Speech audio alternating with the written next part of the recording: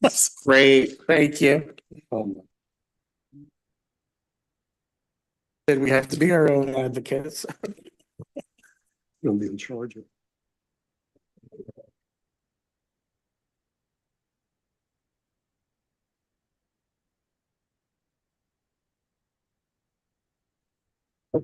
I call to order the Board of Forest Hills Committee of the Whole meeting, November 7th. And just want to remind everyone, today we agreed to just do the budget. All the regular committee meetings will be next Tuesday. And we have no public present, so we can go right to the next point. Ford Explorer, highest bidder. So the Ford Explorer, they've been previously approved. I believe it's a 2017. It sold the other day for 5,400 municipal. So as usual, we'd like to get that approved by council so that we can let the owner take care of it. This was announced on the public agenda as well, so it actually can be voted on tonight. I have a question. This was already sold? On municipal bid per council, so as usual, we do not actually release the vehicle until the winning bid is Right, approved. but I don't recall, when did this go on? For approved, this was approved for sale? Yes. Yeah.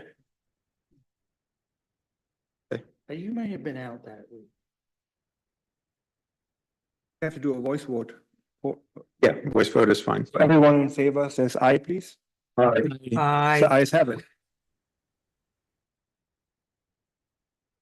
Next, we have our budget. So that.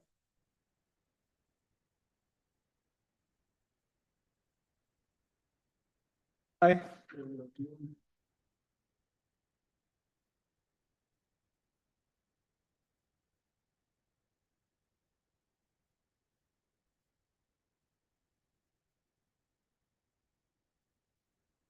Thank you very much.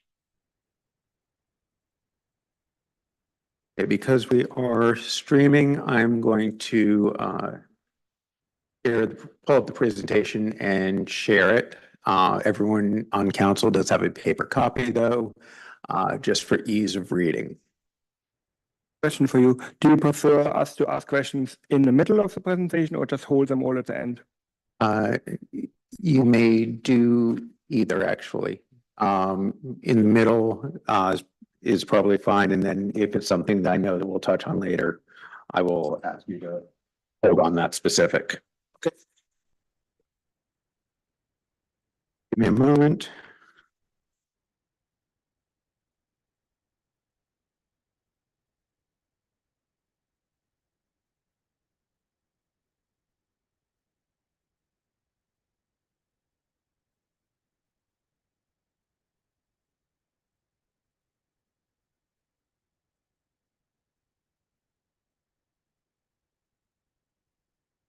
Barb, what are you seeing right now?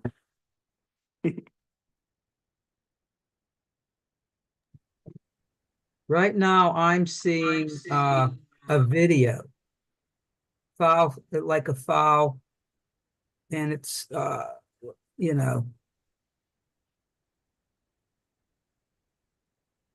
seeing the budget.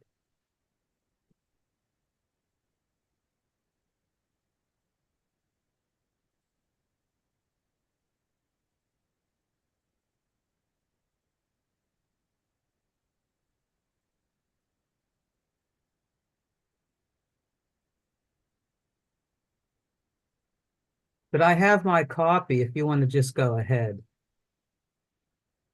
On YouTube, I just see Barb. There it How about goes. now? Okay. Yep, just because it's being recorded, I want the public to be able to see should they decide to watch it.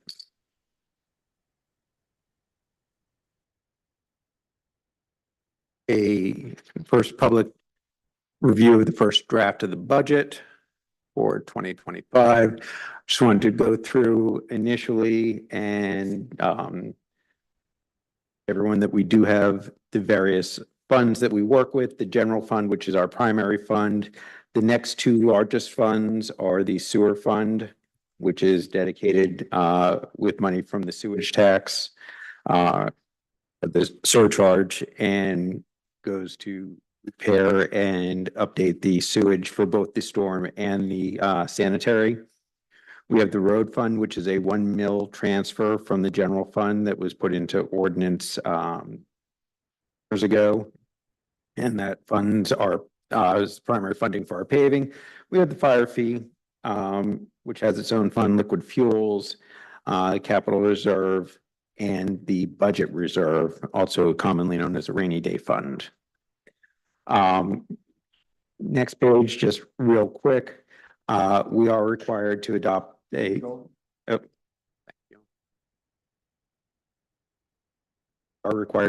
balanced budget, but just a reminder, the budget is, that's a best guess. You know, at this point, I'm guessing anywhere from 2 to 14 months in advance for 2025, based on prior trends and best guesses for what the future holds for us.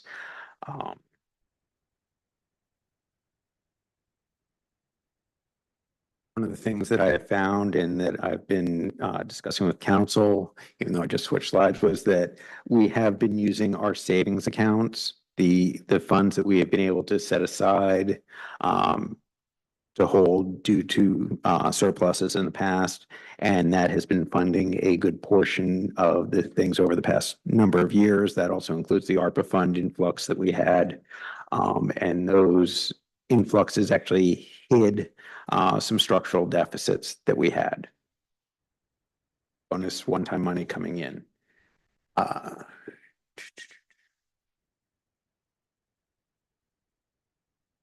To discuss with everyone on council, just in reviewing things, we're bringing up our accounts and the way that we track based on line items, just up to speed with best current practices. So that will make and is making comparison to prior years a little more difficult, especially on the line item. But when you look at the totals of revenues or larger categories, they should still track. I also did my best effort to do an apples to apples comparison on the larger scales, as you'll see in other pages. Fortunately, I skipped the slide just before that, just showing how we've been spending, and that you can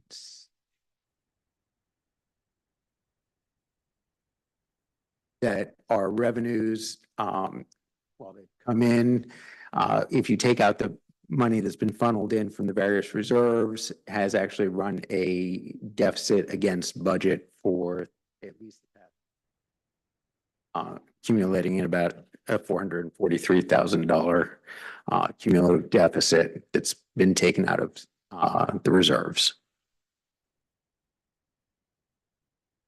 Look at the revenues on the next slide. It's just a simple bar chart to show how they've gone up and down over the years due to various grants and other activities, including obviously ARPA funds. The funding is up a little bit, or more so than expected in 2025 proposed budget, because we have we've moved some stuff, we've moved a couple of things out, but we've moved other pieces in that belonged. They were just in other funds. So again, our net is not changing. Just a matter of which bucket is being looked at. Here, it's a 3-page, 4-page slide that does list all of the revenue line items, including the forecast for 24. And I was able to complete basic forecasts for 26 through 28 as well, to give an idea of where we may stand. We're obviously still very rough and have a better idea and better able to plan for future years as we get partially through 2025. But the initial proposal and what you see on the page for revenue for the general fund or for real estate does reflect a recommendation of a 0.75 millage increase. So that is in there. It is strictly a recommendation and can be adjusted at any point, but that's how the income increases from 2.9 million expected this year to the 3.2 million revenues, that first line. Mr. Abrams, can I interrupt and ask a question, please? Yes. What is our bond rating? Has it been affected by this? Bond rating has not changed in a couple of years. 2022, I believe, was the last one, and we have not had a review since. So at this point, our rating is stable. Thank you.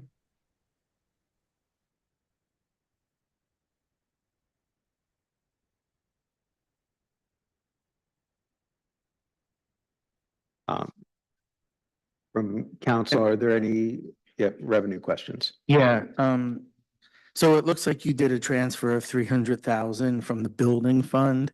Last time we looked at this, that wasn't there. Can you talk to us a little bit more about, how that happened, why that's able to happen, and how much it's helping us? Yep. So, I will touch on it first. Let me state, as you go through these, there are a couple, as you noted, on the building fund that are in light blue.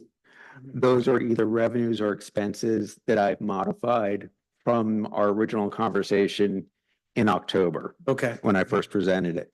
So I'll be getting to all of those as we go further in as Okay. to what they mean, but thank you for pointing out on that lighter blue.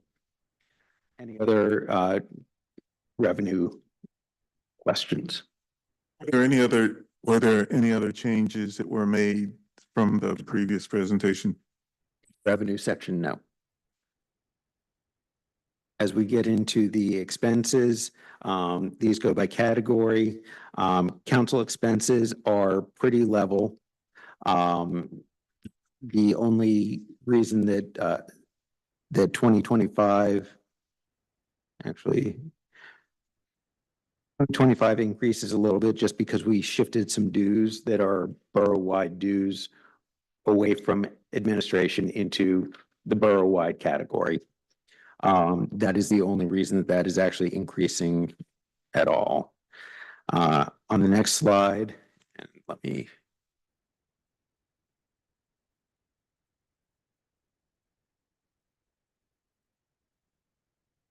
Next slide for administration. You can actually see that overall, some prices have decreased, some costs have decreased. We're going to have a slight increase in 2025 versus 2024. And so in there, Mr. Watkins, you can see that conferences were actually decreased. The original proposal was for 8,000. That's been dropped by 2,000. And this is another multi-slide, just so it's slightly legible. The other basic costs have not changed. Administration 402 through 404, which is really the finance end of things, is going to be stable. 406, which is kind of the catch-all for a lot of the other items, you see is actually decreasing significantly from the 2024 forecast, which included the removal of the penetration test that had been recommended and by our IT provider. And in speaking with Mr. Baoki, and I also agree that it is not certainly not a necessity, so that's been removed.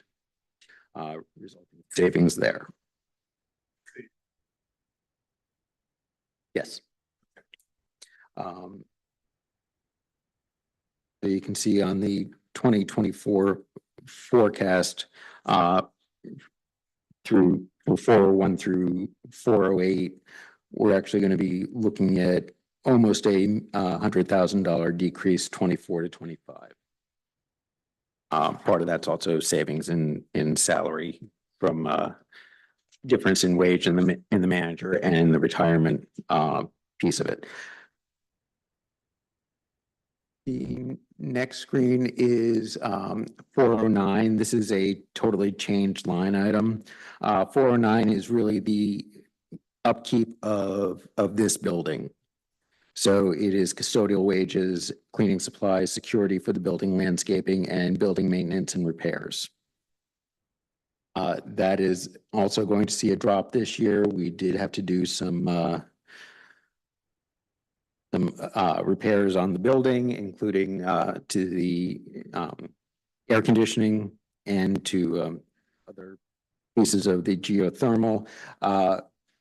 Somehow, with our landscaping, our contractor actually, when we asked them to requote for this year, they came in with a lower price, which we are not going to argue with.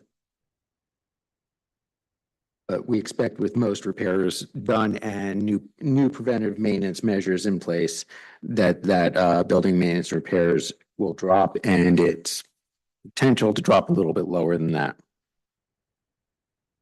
Police, you're seeing a significant change there. It's going from a $2.168 million budget to a 1.834. The biggest reason for that is that, and this is across all departments, all retirement line items that used to be in the department were moved into the 483 category, which is the DCED recommended area for retirement funding.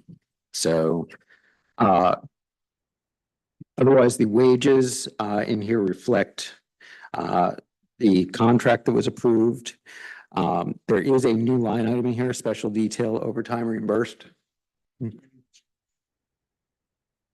All right, I'm working on paper and trying to change the screen and talk. So I appreciate any assistance on that. This was an area that was it previously wasn't clearly accounted for. The chief has set wages when we do private duty or special details such as the DUI or any other task force, or when we have to do traffic control. This is an offset. So the revenues that come in actually better than offset the expenses in there, but I wanted to keep it separate so that you can see that it's not just standard overtime that's being used. It is special detail. Insurance, which we didn't really cover in the admin, made council aware it's gone up by 8% from last year. Otherwise, again, costs are overall fairly stable. And questions on the police thus far? Okay, sorry. There we go. Code, zoning, planning categories 413 and 414, which also includes public safety and other pieces. Fallen fire money, which is a direct pass through, has been moved into here. It used to be in the fire fund, and that's just a bucket move because it comes straight into this account, deposited directly by the state, and it goes straight out of the account to the Fire Relief Association as required by law.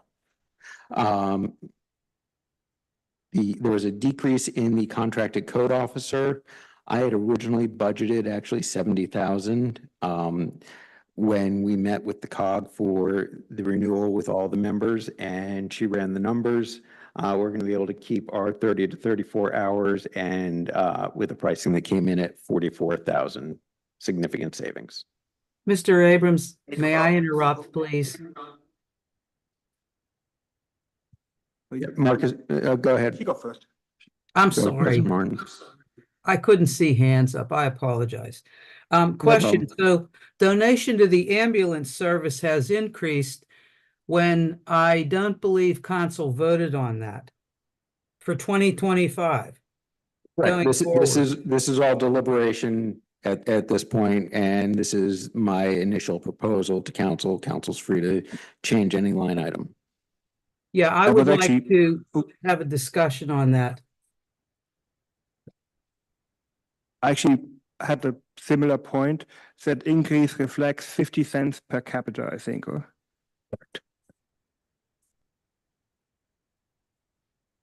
So if council wishes to keep it level, the math on that is pretty simple. It's a $4,000 savings. The deal management also has not been fully discussed for continuing, as it has not yet started. So that's another, and that's why that's in red. Right now, it's been discussed as a general concept, but council has not chosen one way or the other, and we certainly don't have any history on how well it's going to work yet. So that is still up in the air. Planning and zoning, you see the significant savings there because since we're no longer using BIU to do a lot of our code work, their costs have dropped from $60,000 a year to $5,000. And that's the primary driver in there. What is that? 5,000 there? We still use them for zoning and the zoning permits. So they do still have time and work that gets directly billed to us. How much do we pay for the caulk? I think it's still a net saving. It is, yeah, that's part of why I put those two lines together. So if you add them together, it was little over 200,000 for the year in 2024 for this year projected, and it's going to be about 160,000 for 2025.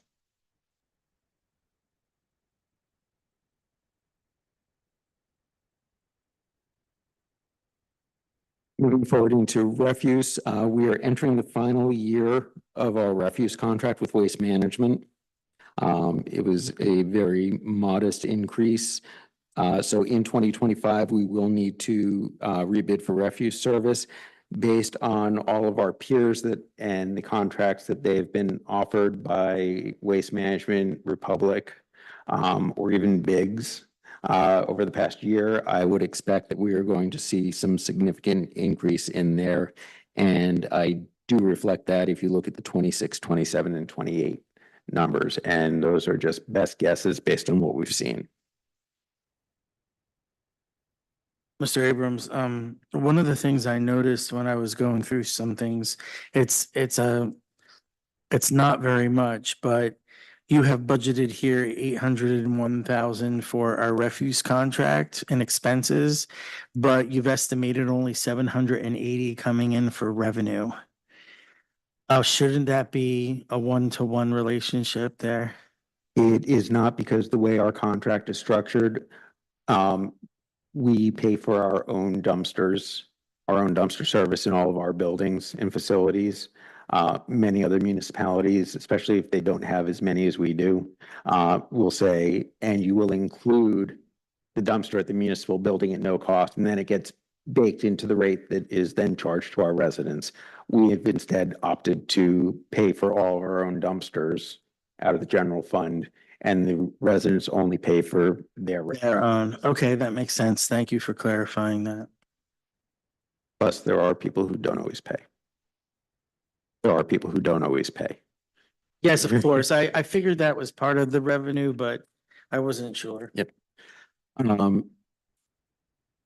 Public Works, one of the changes that we're making to try and decrease general fund expenditures is streetlights, traffic signal, electricity. Those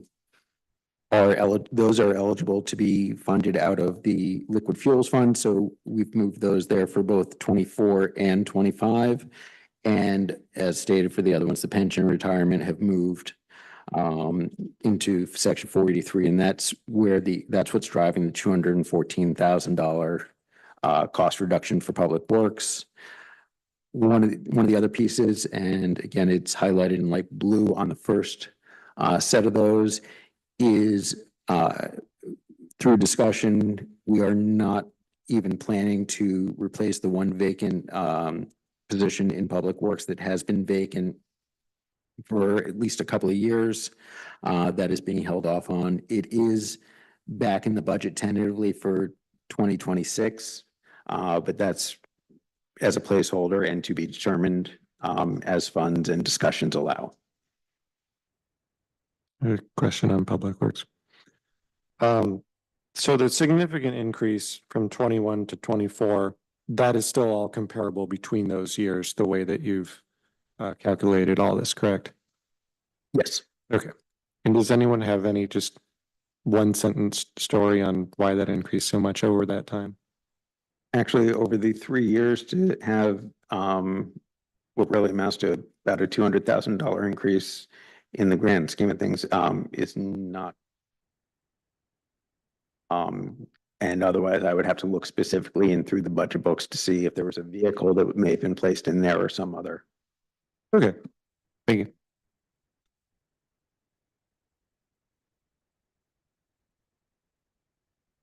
Moving, and here's where you can see, traffic control devices, street lights are being moved into liquid fuels.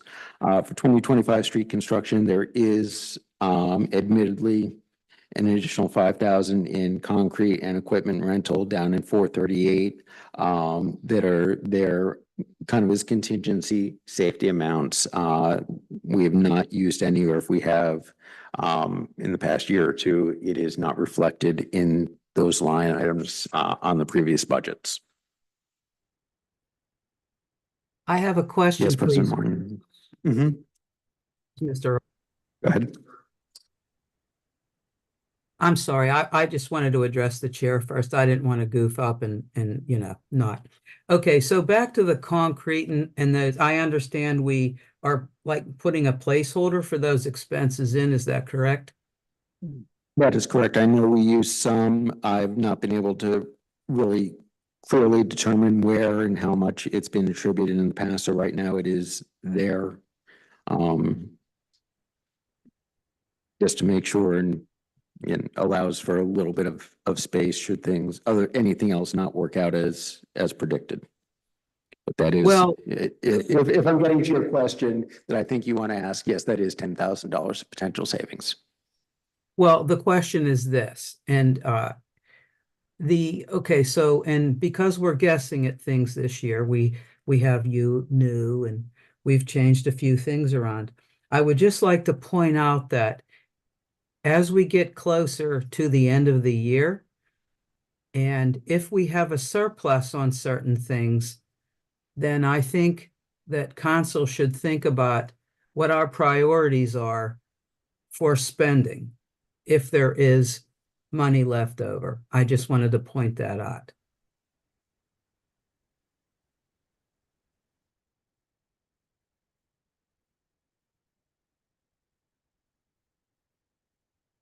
Somehow when I hit plus, it goes twice. Next section is Parks and Recreation. This is the wages in here. A lot of things have moved around in here, as you can see, as things went from low 300,000s to mid 300 up to 584,000 for and that's Parks and Rec in total, not just the recs. But Rec and Lodges is redone. The rec director's wages go 30% into, or 70% into this category, I'm sorry. And then any other pieces that are needed to run the recreation program as a whole, or to run and operate the 2 lodges where we can separate out any place that we can separate costs on. The pool lodge, obviously Westinghouse is easy to separate. And as you can see, that's actually going to drop a couple of thousand from our forecast for 2024. Onto the pool specifically.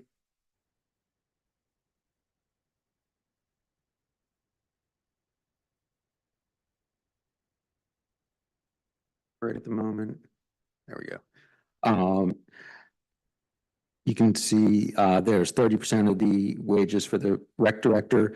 Mr. Riemann and I went through in detail and found fairly significant savings in the lifeguard situation. We used more than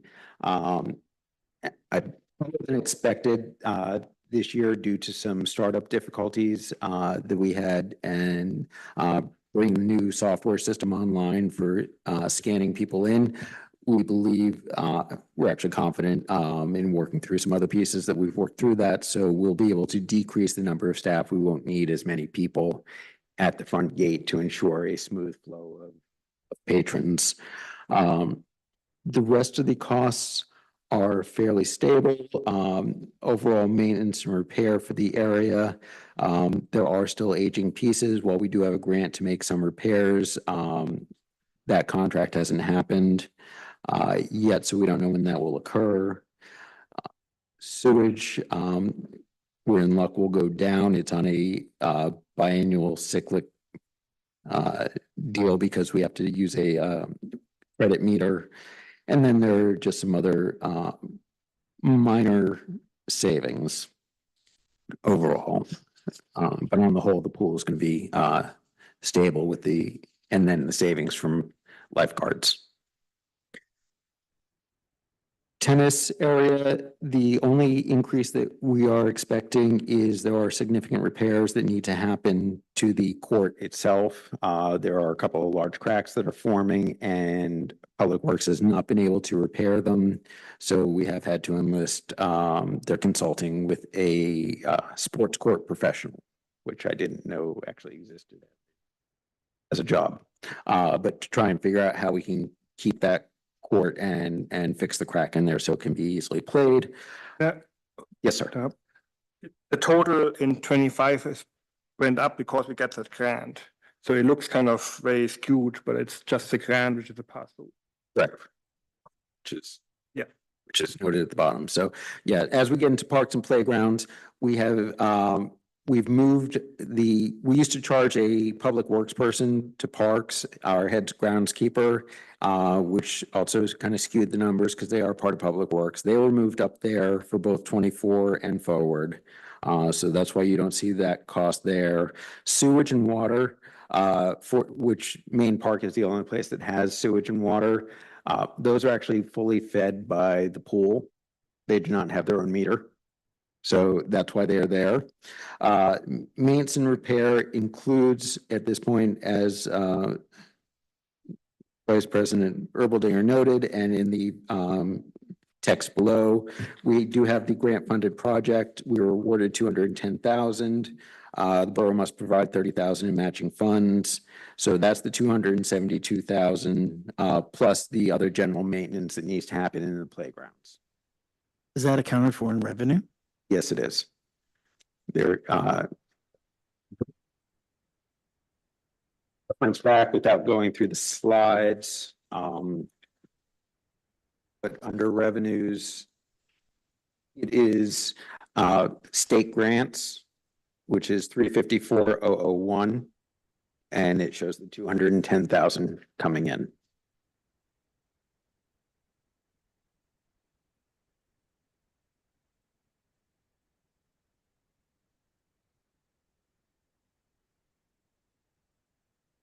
Tree and plantings. The garden club previously had a $10,000 grant from the borough that expires this year in 2024. The recommendation, again, this is a change, is that each of the two garden clubs receive a $2,000 award to complete the work that they do for the municipality, as well as there's been an extra $1,000 in what used to be called special plantings, which I believe takes care of things along the medial. The other piece where there was a reduction is arborist fees. The initial recommendation in October was for an increase. Instead, we have decreased it by $10,000. And the other pieces remain fairly stable. In decreasing it, though, I have put some extra money in contingency and damages in case we are not able to complete as much work as we need to. As we all know, trees are a situation where we are behind, and the number of folks who are letting us know about trees falling on their vehicles and other pieces has continued on a steady basis. We're just getting into the pruning season now, so I'm hoping to see a decrease as we get through winter and into the snow.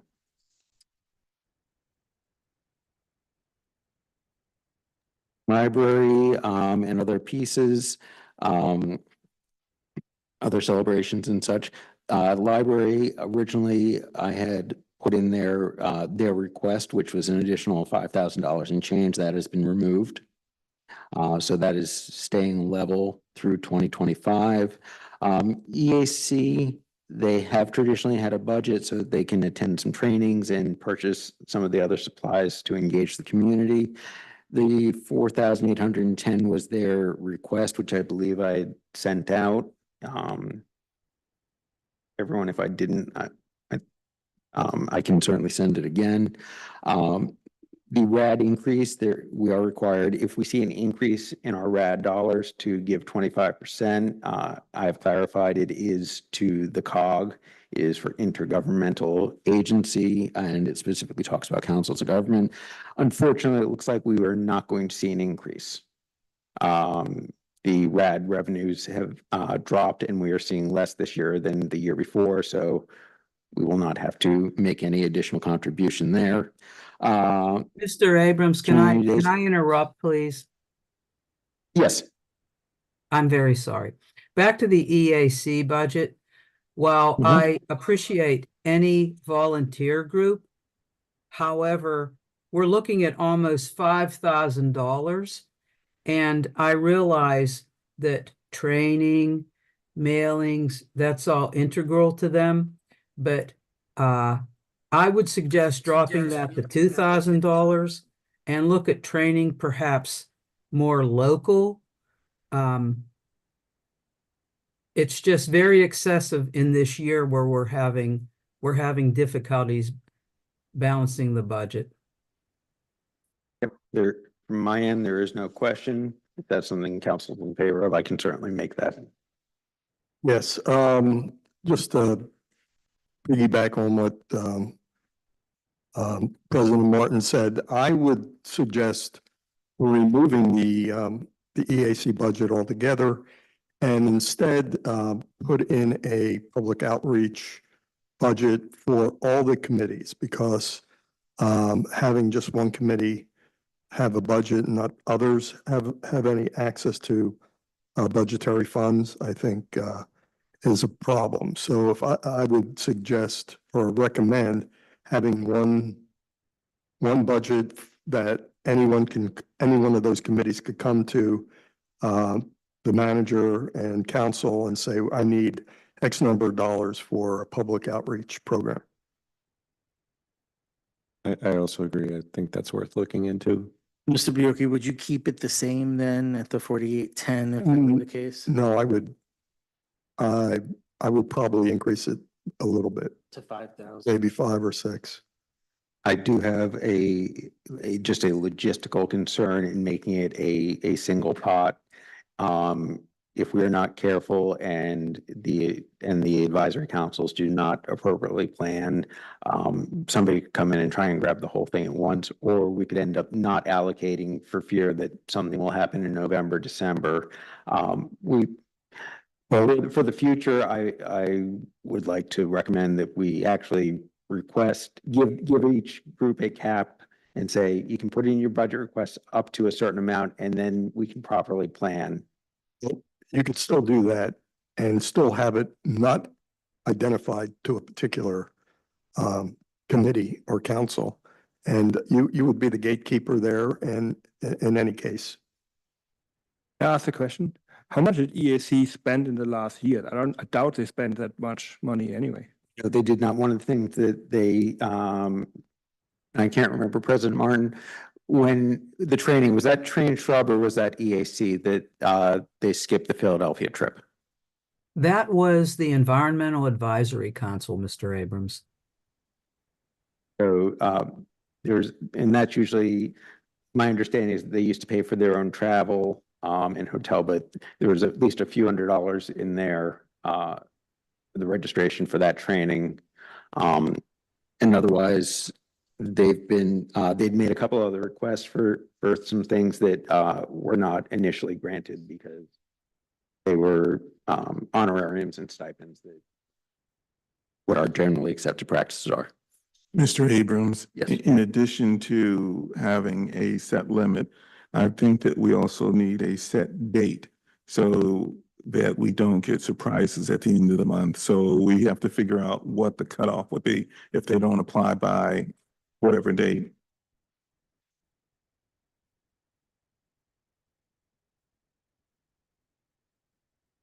Believe it or not, we're almost done with these tables. The long-term debt and the insurances and pension do not have line items with them because, One last question. The civil and military celebrations, the big bump for this year was the tree, correct? yes, Okay, like the Christmas tree or. it is now up and looking wonderful.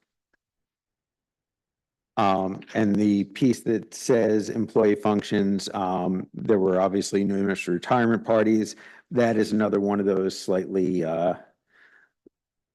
fungible areas that I do not expect that we would be spending that much. But it's tough to tell based on history, everything that went into things. Because that is actually a new line item that calls out its primary purpose. Long-term debt, there are no line items those are fixed costs. Those are the interest and principal payments on our bond and on our Siemens loan for the years in the foreseeable future. The insurance and pension, again, is something that is set. The MMO, which was presented in September, tells us what the pension contributions will be, and our insurance premiums are what they are. We were able to get a decrease in our workers' compensation. That plan started, I think, in August. So we are seeing a partial savings this year, and then the savings will continue into next year. And the rest will depend on how our claims go.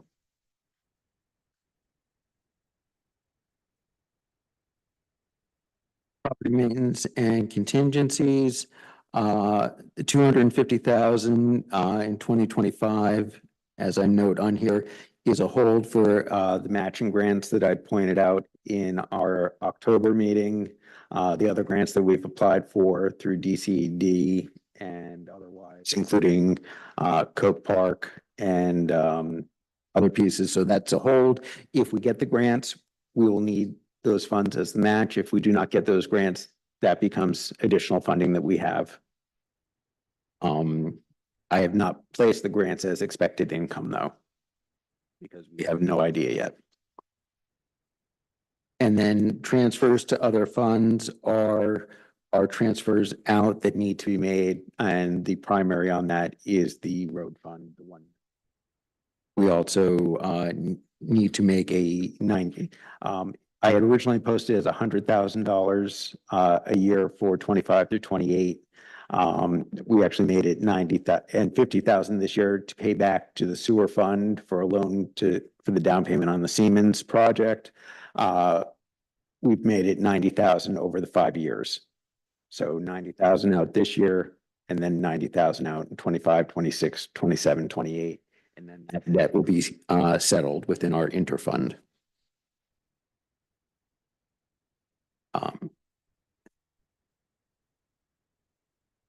Other things to note, previously our capital fund was really a capital wish list and no funding was ever attributed. One of the things that I do is if we know that we are purchasing it and there are no other identified or we have serious plans to purchase, there are no other identified funding sources, it is placed into the general fund budget, so there are no surprises. In 2025, there's a request for a vehicle, which we'll discuss a little bit later in further detail.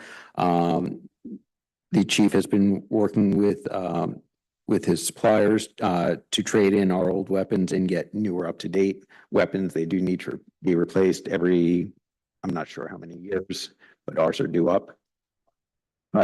For the weapons? No, weapons are longer. Yeah, vests will be done in 2026, which is when their 5 years are up. And then upgrades to signal adapters. Last time we did an upgrade to our signals. They actually have something built in that if we install in our vehicles, it will make that change as they're approaching to turn it to red for opposing traffic. So they can go, so they don't need to slow down as significantly as they approach an intersection. Those have a overall cost of about $130,000. If you flip to the next page, though, just to even things out. The items that we're moving into liquid fuels show a savings of $126,000, which essentially make those pieces revenue neutral. We will still talk more about the vehicle, though.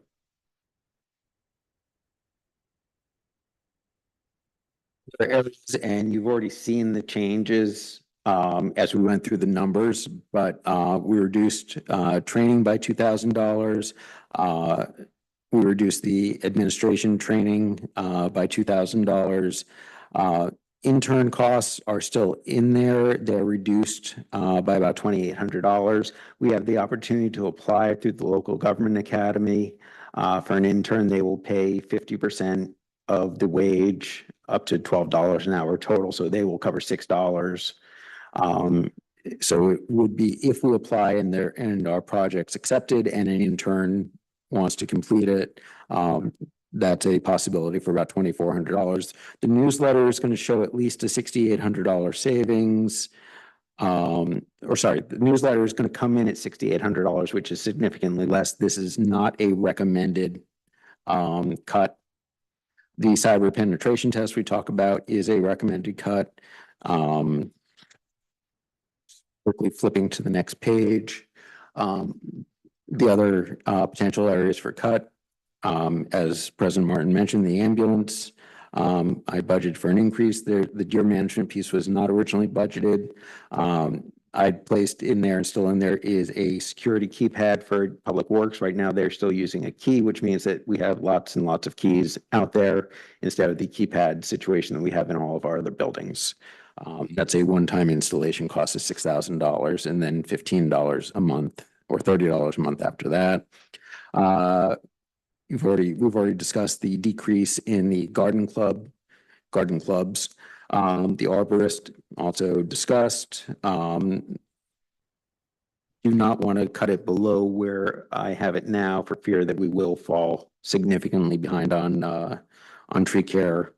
Again, library increase was removed. Also, as possibilities were the EAC, which we've discussed, miscellaneous event costs. The total, if we went on a full austerity and took everything in there, is $159,000. The recommended cuts, which are the ones that are already represented in the budget, are $52,000 and change.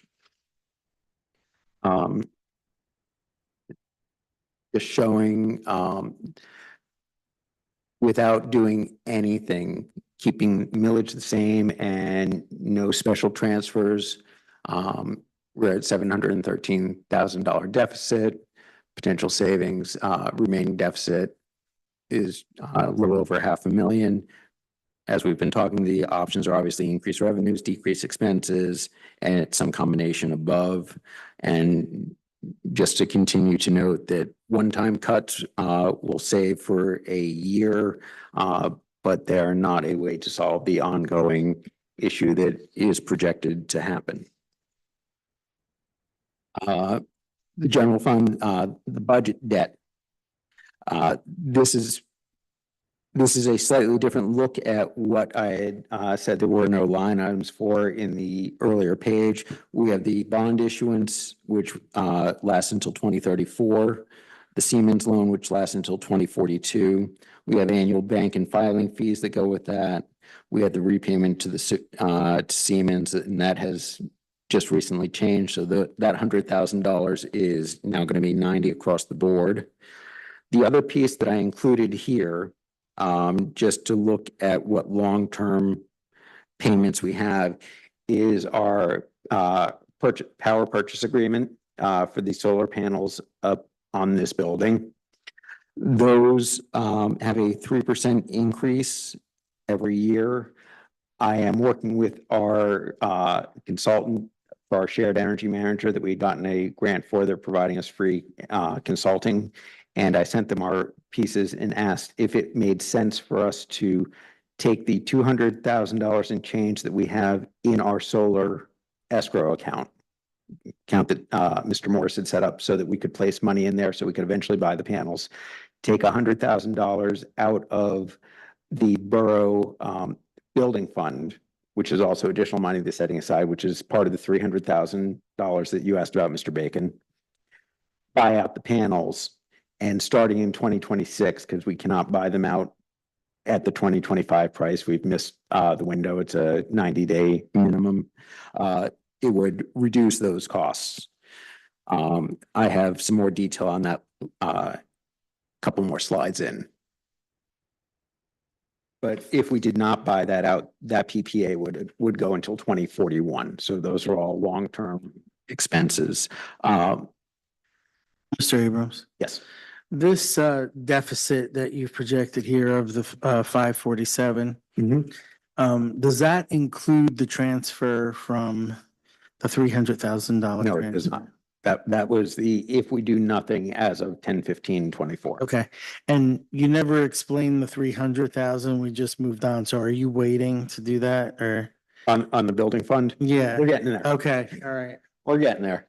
Other than to say that 100,000 of it would go, is projected if it's deemed feasible and viable to buy out the solar panels and decrease that cost over time.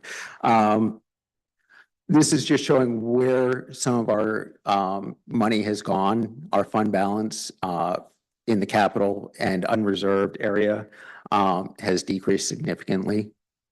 Our rainy day fund, that reserve that we use only in an emergency, that has steadily increased, remained stable over the past couple of years. It's currently at 7%.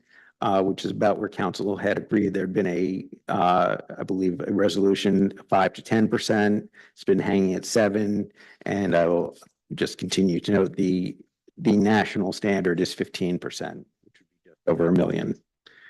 I'm not expecting that to increase this year. So,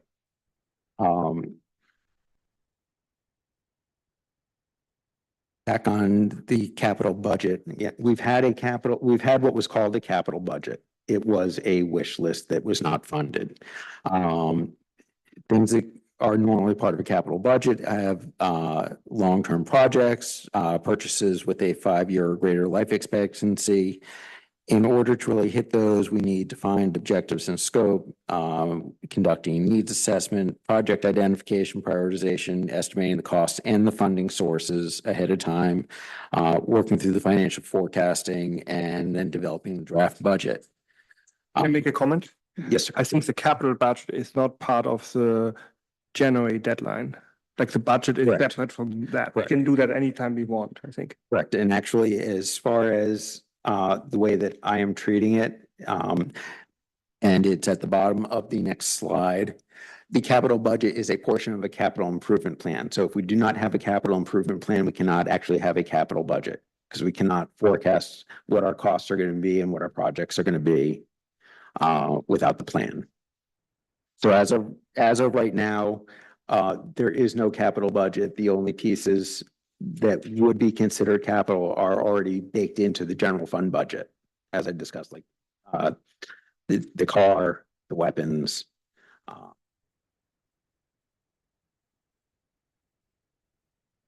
Continuing to move into now we're moving into the other funds that we have, and these funds are all doing, they're solid. The sewer fund, with the increase in the sewer fee that council approved, and the grants that we're seeking, you can see that the balance goes up and down quite a bit, but it remains fluid, or it remains in the positive. 2025, I'm expecting, based on some of the projects that we've approved, that it is going to dip down to about $4,000. But then with grants and other pieces, it'll bounce back up. We have a minimum of $5 million worth of work to do over the coming years. This fund also pays the Alcosan charge that we get paid, that we have to pay on a quarterly basis. The road fund is the $1 million transfer that was put in place in December of 2006. As I've also previously discussed, we have a significant savings of funds from the liquid fuels tax that we can apply this year or we could hold on to it, but I'm recommending that we apply it this year to essentially bring those revenues up to that 870,000. And as I pointed out, we're looking at about 800,000 or so in it's a little less than 800,000, it's about 700,000 in paving, and then the additional pieces for the lighting to balance things off. And as Mr. Erwaldinger pointed out, these budgets don't need to be approved. I just want to let everyone know where each of these buckets you sit. The fire fund. Yes. Along those lines, what's our deadline for making final determinations on the spending? General fund must be approved by December 31st, 2024. And it must Basically, be our deadline balanced. is this meeting in December. And that's one of the later slides as well, going through the recommended timeline. The fire fund, that's a fee that's charged to every business, every household, $55 per single home, $27.50 per unit on multifamilies, and $100 per commercial business. That is not per parcel. The fire fund actually currently owes the general fund some money for the truck down payment. They're paying that off gradually because there had not been enough collections in it. Will be paid off in 2026. And then that's where you see that the fire fund will then have, at least without other significant expenses, a planned surplus. Liquid fuels fund. This one, please take with a grain of road salt. It is used for road salt, street lights, street signs, and then the additional paving. And that's where you can see the expenses are going to go up significantly in 2025. The reason that you see a deficit in 2026 through 2028 is that, very honestly, can't predict what's going to happen with a lot of things with any accuracy yet. So I just let things ride. Yes, Mr. Bayoki. Yeah, in addition to what you have here for the account, there's also, you can use, from what I understand, 20% of that for the purchase of major equipment. We have used that. We've actually been using that as well. There are a number of other items as well that can be used. The streetlights and the electricity and the salt are ones that do not require any backup documentation, and therefore just make the paperwork easier on our end. And that's why those are normally the ones that are used. Fuel taxes are in way too much flux, and I have no idea. I don't think anyone can predict what's going to happen after Tuesday's election as far as alternative fuels and electric vehicles, and salt costs and electricity are extremely variable at this time. So that's why I just honestly can't make a prediction on that. Savings, we've already talked about the budget reserve. Capital fund, there's only about $28,000 in that account. Instead of closing it and putting that towards other expenditures, at this point, we're going to leave it there so that we just don't close out the account in hopes that we can start to put some funds back in there in the future. We do have an account with pool donations. These were restricted based on the donor. Yes, sir. I thought when we got that fancy electric sign, we actually used all the money up. We've received new donations, at least on some of that. But again, if it was never accounted for. And which ties into an email that I sent to council members earlier today about where different pieces were accounted for. In unrestricted reserve, these were funds that Mr. Morris, if we did have a surplus at the end of the year that did not specifically get designated to go into the capital fund or into another fund, he held it aside just as unrestricted reserve. That was up significantly. That is down to $67,000 at this time. We have the building fund. Still getting to it, Mr. DeCosta. Thank you. Those were funds that were left from the bond issuance. We're going to be using that to work on the soundproofing in here. We still expect to have about $450,000 available at the end of the year. And then I've mentioned the solar escrow, which isn't really an escrow, but that's what it's been called. It's sitting at about $224,000, which is only, I think it's actually more like $92,000 short to do the buyout if that is recommended. I know, good news. Gotta save it for the end. Despite my, I am not all doom and gloom. We've seen, I've shown you the reductions in costs, that we've been able to squeeze out of some things. That saved $202,000, from the original, projection. Still does leave us, short, and my initial recommendation to council to consider is a 3/4 mil increase. Obviously, council can only vote for 2025, but it does also, by keeping it to a more modest increase, it does hope that the next year's budget will also include another increase. Yes, Mr. Earl. You had a deficit or shortfall of project of 500,000.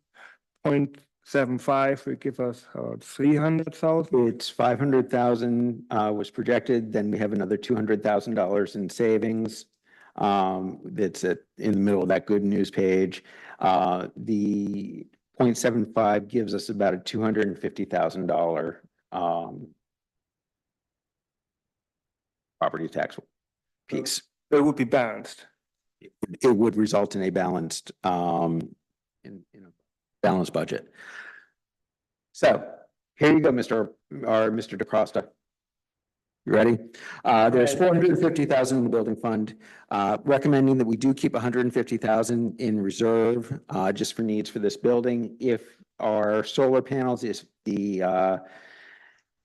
geothermal system, if any of the major systems go, those will be quite expensive. And that can continue to just earn interest, as that decreases. I am, after having spoken with, just gotten Mr. Morris's advice, but also speaking with Mr. Corbel, we can take the additional 300,000. 110,000 could be used to offset the cost from the police department. And here's another potential savings. The chief has stated that we can hold off on ordering a vehicle in 2025, which would be a 2026 delivery, most likely. It's also that would potentially be the first electric vehicle, if Chevy moves forward, but that would really have to be a one-time delay. Otherwise, we do risk having our vehicles really fall into high mileage and lack of reliability.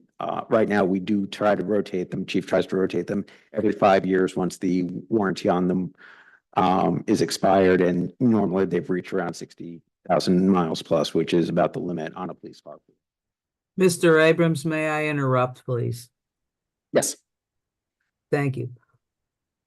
I know it would be a hardship perhaps, and I don't want to cut safety at all for the police department, but if there's any way we can delay this, the purchase of the vehicle until 2026, and we promise not to do this. This is a crunch year coming up next year. We're cutting a lot of services, and I hope we can just remove the vehicle from our expenses. And I just throw that out for discussion. Okay, so if we were to do what Madam President suggests, that saves us another 110,000 out of the capital, more or Yeah. less, say 100. Well, it saves 110,000, but because I was looking to pay for the vehicle using capital funds, it gives us additional savings to carry forward to other years for other capital projects potentially. Okay, so it's not really saving, because we were taking this out of capital, it's not really saving us anything out of the general fund. That is correct. Okay. But I'm a little confused here because on this sheet you have yeah, 2025 savings of 207,000. You're jumping ahead, Okay, go ahead. just because I haven't gotten through. Okay, So, 92,000, is what the solar panels are gonna, cost if we do buy them out. And then $97,000, we can use for the matching fund on the steps in Main Park projects. So that would remove some of those, it doesn't remove the expenses from the general fund, but that is what contributes to the 300,000 dollars that's being influxed. So 110 plus 92 plus 97. We would see an overall savings in 2025 of 207,000 because the $92,000 for the solar would actually be a pay forward for 2026, which is the final one. That's where the difference is. The vehicle and the grant matching would be actual savings. That makes sense, Mr. Costa? no, Okay, so if we leave the vehicle on the table for the sake of argument, because it's on paper, the 110 from there and the 97 for the matching grant matches, because we've been awarded those grants.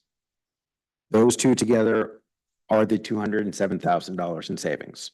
okay, The 92,000 from the solar panels are not immediate savings. That's actually an investment to save $30,000 a year plus every year for the next 20 years after that. okay, So we're not, that doesn't count as savings, but that is what hits the bottom bullet on there from 2026 to 2020 to 2042. We'd be saving those funds by investing an additional 92,000. We would save $580,000 in the general fund over the next 16 years.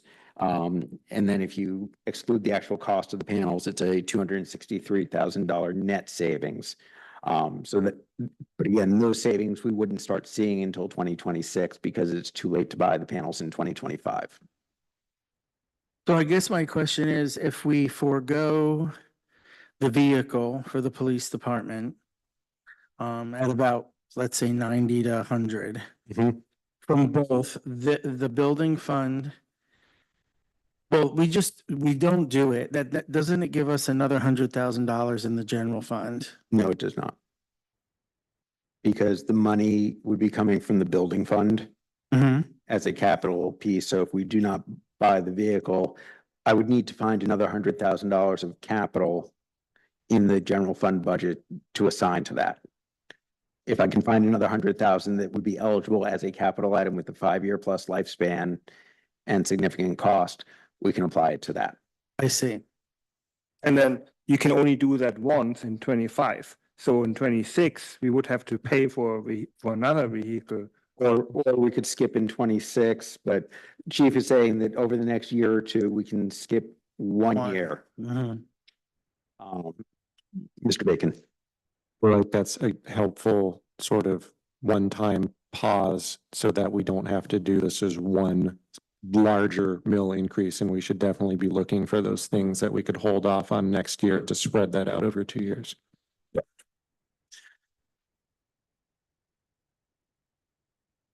That's the end of the good news, but it's also the end of the bad news.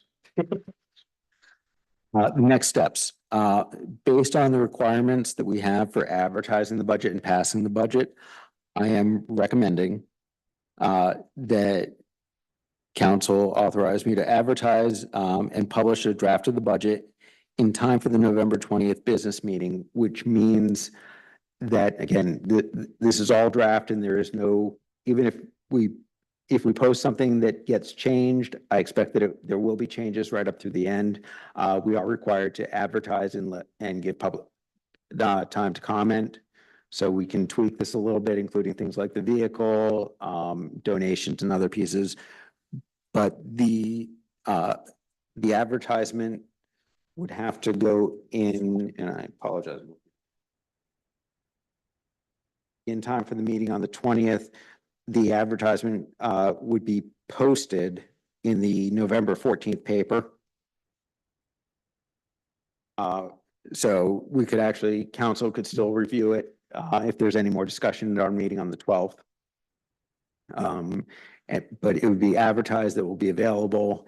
Public can come in and make comment on the 20th, potentially on 12/3, which is the next committee meeting, give them time for public hearing.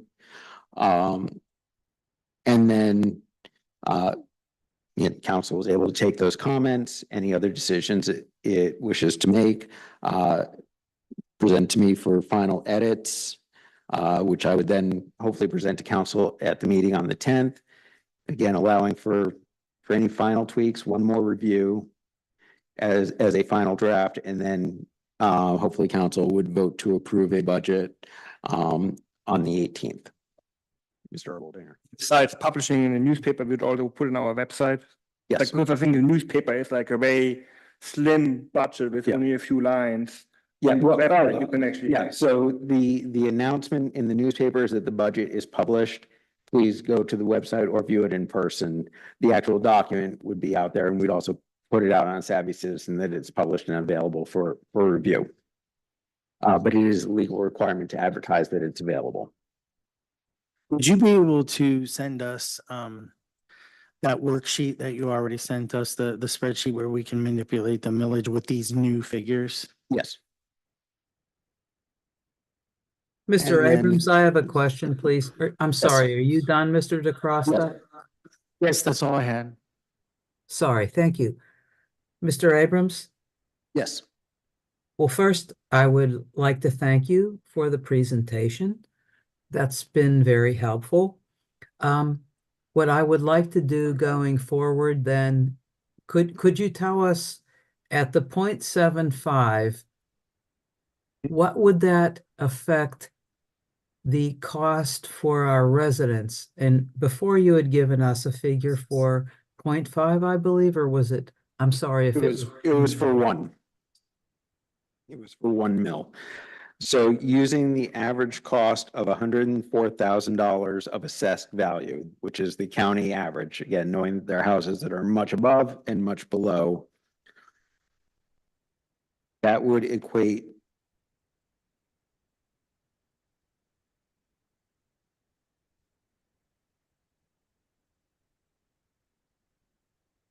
that would amount to a $78 a year increase for the average resident. For every This is 104th. 1 mil. That would be the 0.75. I see. Thank you very It, much. it would be $104 if we did 1 mil. It would be $78 if we did 3/4 of a mil. Thank you for that information. Correct. Next to last page, ongoing steps, and this is things that I really want to try and attack with council in 2025, is develop that 5-year capital improvement plan so that we know, and I know and my staff know what council's priorities are, and we can assist in the financial planning and projects for that, and then find the appropriate funding, whether it be through the general fund, grants, or otherwise. Obviously, I would love to finalize the non-general fund budgets before the end of the calendar year, but we do have a little bit of flexibility on that if needed. And then obviously ongoing monitoring of the budget. I have worked with our treasurer and with our vendor that what we have not done in the past is we have not actually had monthly budget forecasts. It's just been an annual, and you don't really square up until you reach the end of the year. We know when our high water marks and our low water marks are, when things like our bond payments are due, when our taxes come in. So my habit is to make those, is actually divide those out appropriately, that we know we have income coming in March, April, May, and that we have expenses going out at certain times, so that we can really compare where we are, which also helps us keep in line with how much money we actually have. Because if you forget that you have a large expenditure coming up at the end of the year, it's easy to spend that money ahead of time. Mr. Erbaldinger. Looking for 2024, is there deficit? Like, do we have to, does it have any implication on 2025? Because obviously if excess money would help us in 25, if we have to pay more, then it would. So it does not have an effect on 2025 because I am in the budget that I've drafted, I presented to council, it does not involve taking any reserve funds. So it relies on cuts on $300,000 of one-time funding and then on a millage increase so that we do not dig into those reserves that are left. I did do some calculations and it actually shows up in your monthly budget packets that you normally get, but this year we spent $1.3 million primarily on Westinghouse, but there were no designated funds for that other than the $75,000 grant. So that is what ate up a lot of the savings that we had from any ARPA, from our capital reserve funds. We closed out some money that we had from our 2020 bond that had been kept separate. We closed out a number of other accounts to pay for those, and that is why our savings right now in any space that we have for any unexpected costs is no longer available to us. Certainly, we'll be prepared to talk to council in an executive session next week to go into some of the details about that and how I plan to resolve it.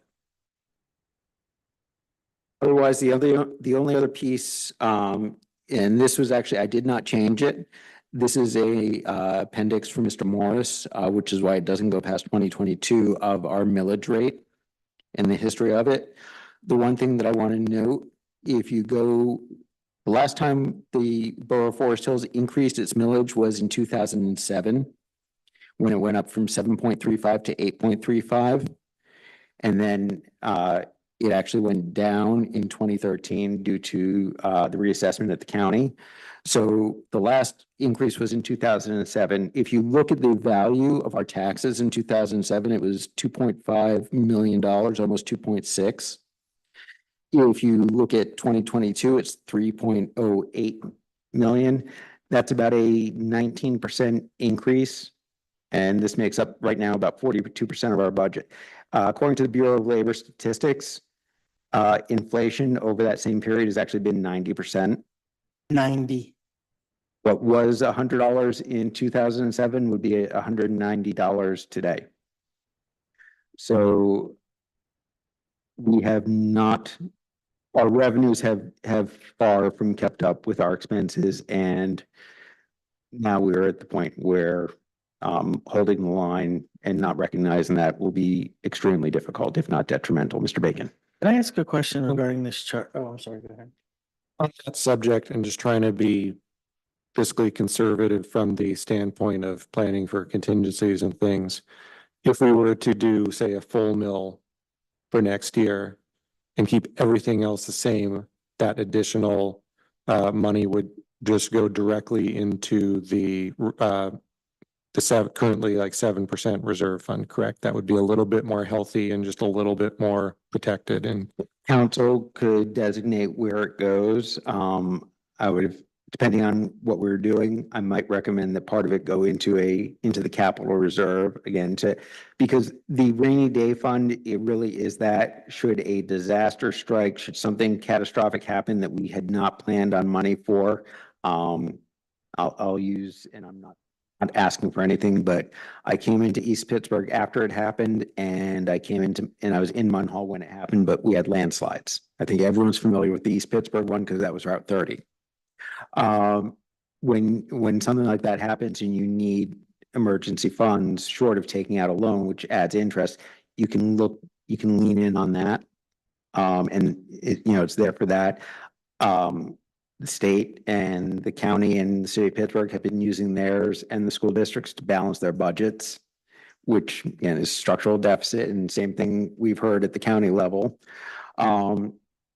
So increasing that is never a bad thing, but to stay within the spirit and the letter of what that is, that would limit it to really emergency situations. I would if we had an extra $250,000-300,000, I would like to see some of that actually get funneled into the capital reserve with proper planning so that we can also continue to build, rebuild, refurbish where needed for long-term projects that are not sewer or road-based.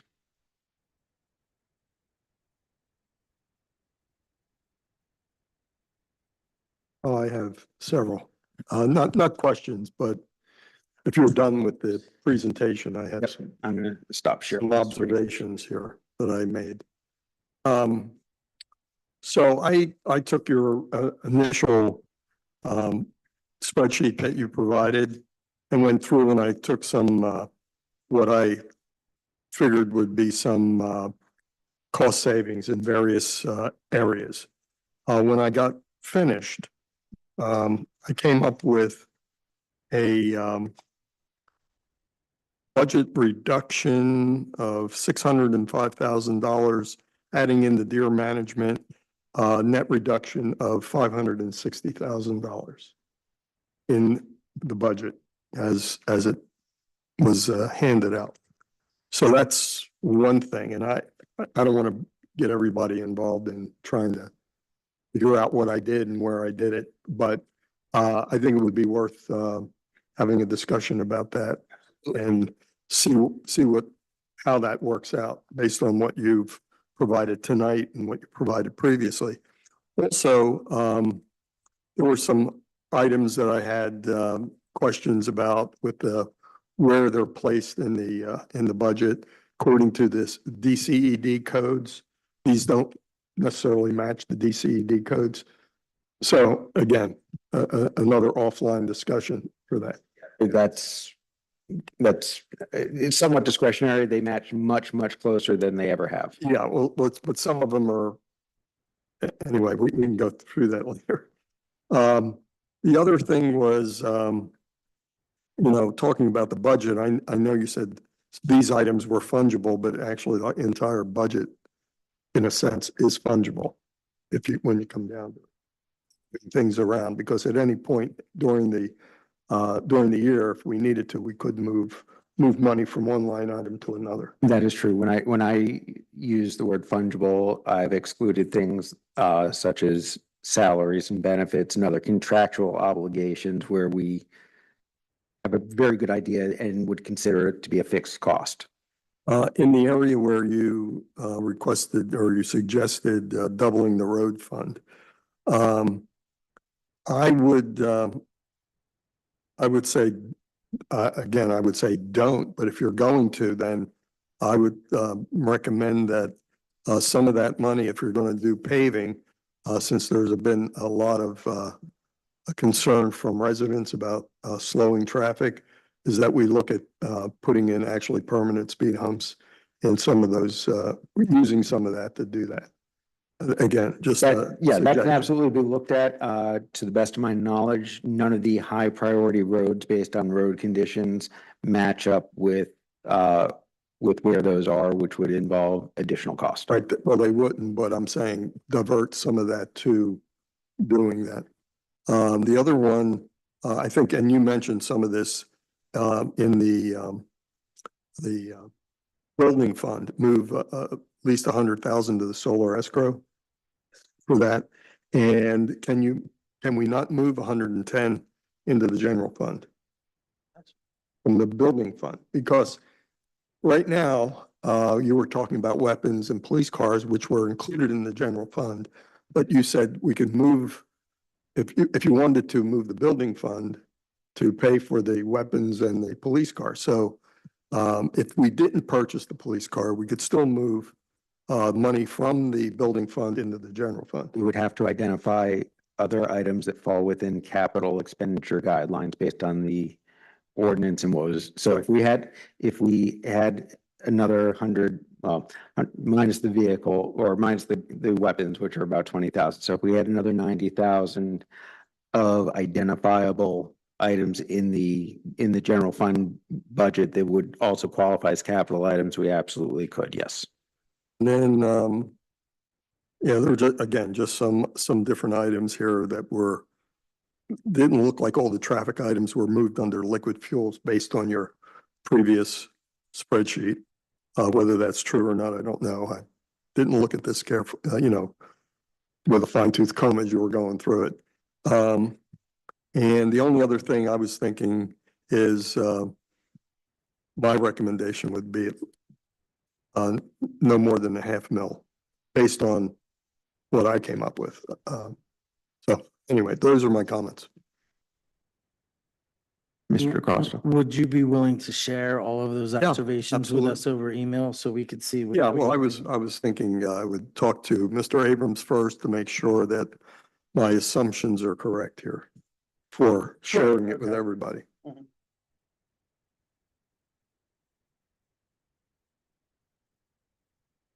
We actually have one other income coming in, but like our manager determined, we don't know when it comes in, like the tax benefit from the solar panels.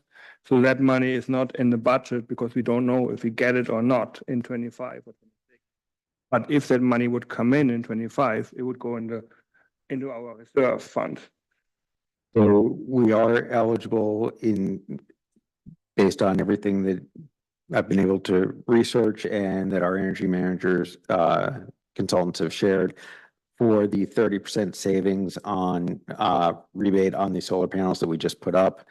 We cannot apply for that until likely February or March because the 2024 tax forms, just like our own personal taxes, you're filing for the year prior. And then they need to finalize the forms. Right now, it is taking somewhere around 12 months for that money because it's a payment to us instead of just a regular tax filing to come in. So I would not expect those funds to come in until 2026. There's always a chance that it could come in at the end of 2025. There's a hope that those funds would be put in for either capital reserve or into the rainy day fund, since those are one-time fund and stay away from using those to balance the budget. And what would that total be, Mr. Abrams? Can you estimate? It appears that it could be, and I'm honestly not sure because I don't have access to the forms yet, whether or not that's just the cost or the cost and the labor, which pieces are involved. But it could be up to, sorry.